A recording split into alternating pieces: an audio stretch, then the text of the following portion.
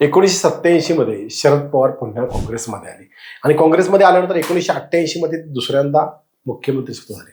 मुख्यमंत्री झाल्यानंतर त्यांच्याच काळात तर मुंबईमध्ये 285 भूखंड म्हणजे 285 आरक्षणामध्ये खूप मोठा घोटाळा झाला असा आरोप करण्यात आला. आणि हे आरोप करत होते मृणाल गोरे.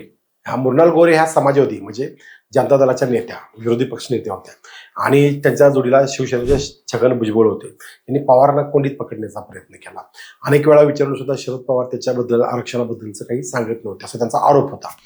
आणि हे सगळं अनेक वेळा चाललं असताना एकदा विधानसभेत चिडून संतापून शरद पवारांनी मृणाल गोरेंचा पुतना मावशी असा उल्लेख केला.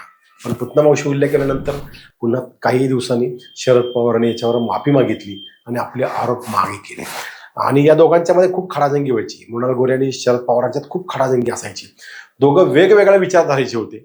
मात्र राजकीय वैर असलं तरी वैयक्तिक मैत्रीपूर्ण संबंध कधीच या दोघांनी सोडले नाहीत.